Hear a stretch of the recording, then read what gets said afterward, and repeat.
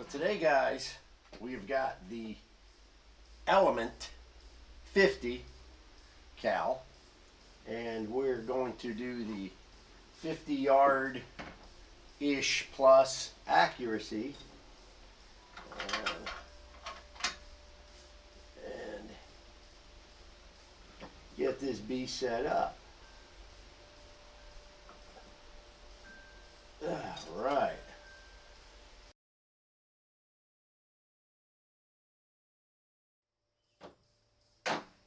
We've got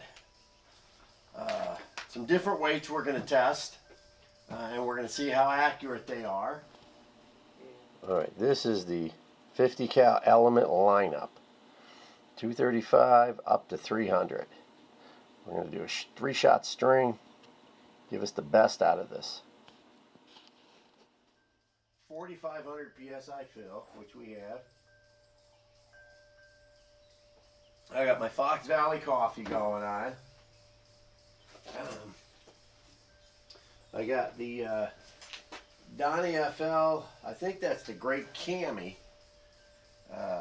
Not the Emperor, but the Cami. That is set up for 457 and 50 cal.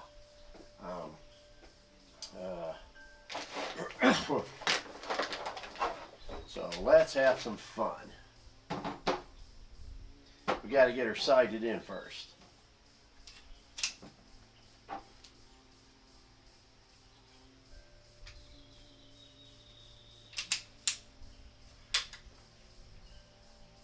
always hear them buzzing. There's some big ass bees that fly around this place.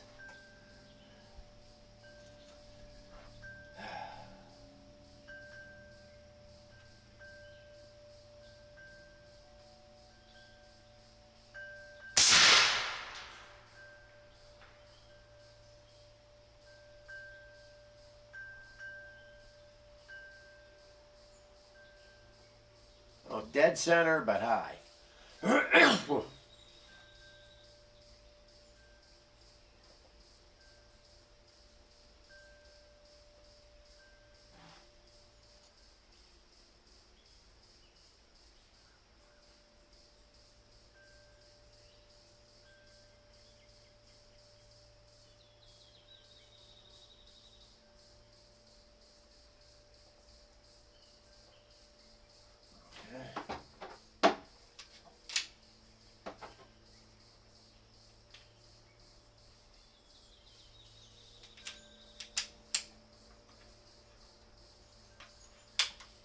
It's got a good thumb cock on it.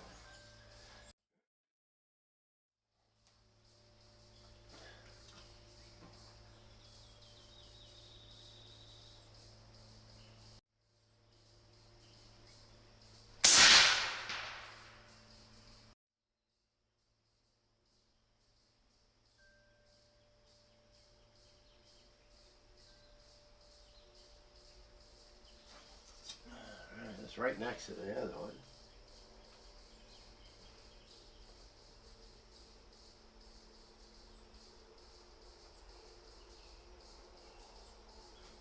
Okay, still high.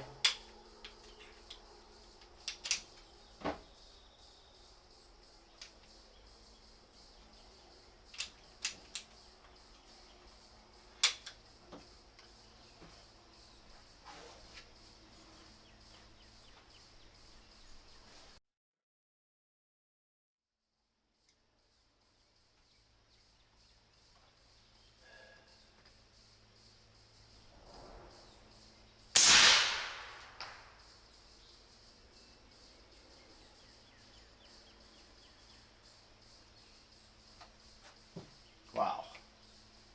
I tell you what, those little 235s are screaming. I like those. I like those a lot. Alrighty. So this is the 50 cal Element Max. This is a tack driver, gentlemen. This is the 235 grain .495 diameter bullet at 50 plus yards. There's 3 shots, almost touching. This is the 258 grain bullet, same thing, almost touching. The only difference in these two is 20 grains, give or take. This is the 280 deep cavity boat tail, which is, you can see it's opened up a little bit, but with that huge cavity, you're not going to get the same type of performance as you will here. It's catching air, but it is doing one hell of a job when it hits the body. So I'm still very happy with this. You know, that's still in the kill zone. You target guys won't be pleased, but for a hunter, I'd rather have something that's going to dump every ounce of energy into the body cavity that's just going to punch a tiny hole through. And then this is the old 300 grain, which I think is a little heavy for this gun. You can see it's like 1, 2, 3. So it's low, high, low. Again, still within the kill zone, just as deadly as this, except that the 280s will be a little bit faster than the 300s. Great job on these. I'm very happy with this Element Max. Let's take a look back at the 110 yards and see what happens over there.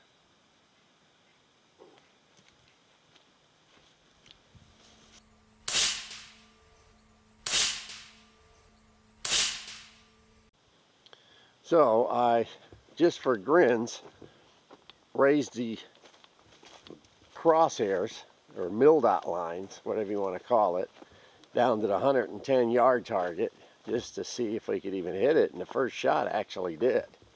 I couldn't see on the second and third, but we'll take a walk down there and see what this looks like. You know, personally, I would never take a shot this far.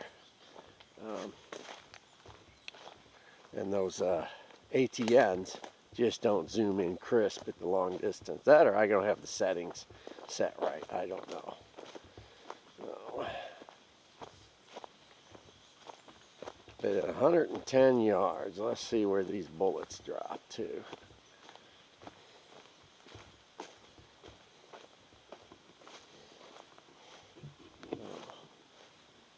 Okay, that's not as bad as I thought, considering I was sighted in for 50 and just was guessing on the crosshair. So the 235 at 100, there's shot 1, there's shot 2, and there's shot 3.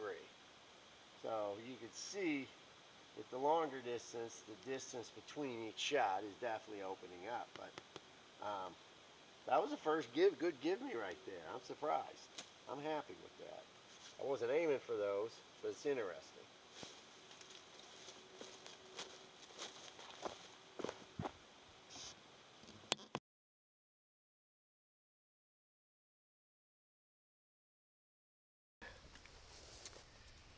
Well, guys, what'd you think? That's a rhetorical question. I will say that the 50 cal, 495 diameter bullet, Element Max, seems to be giving me my tightest group so far. I don't know if it's just because it's a smaller diameter bullet.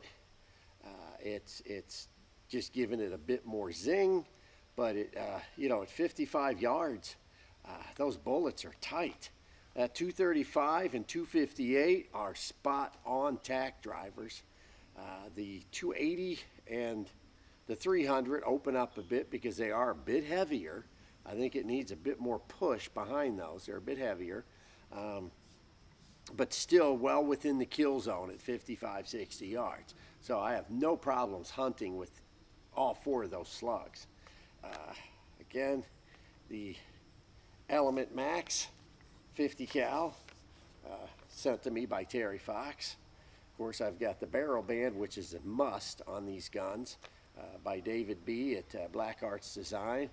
And this is, I made the mistake before I called this the Emperor. This is the Great Cami by the great Donny FL, but he gave me a different end cap for the front and the back, so it's set up so the internals are still large, but the end caps are for the 457 and 50 cal. So that's why it looks so much larger. It's the extended donkey schlong compared to the regular donkey schlong. A lot of power, you know. We'll put the chart in here like I always do.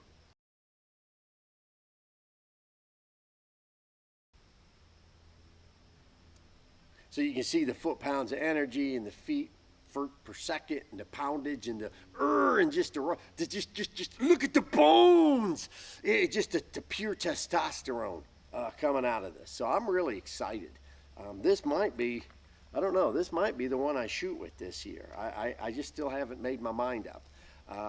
You can see as we shot jugs of water, it's punching. It's got that terminal velocity and energy just getting dumped in there, you know. You know, like a 500-pound woman hitting a waterbed, just splat, it's working, it's doing its job. That hydrostatic shock, if that's the proper terminology. So I'm really excited about these Element Max series.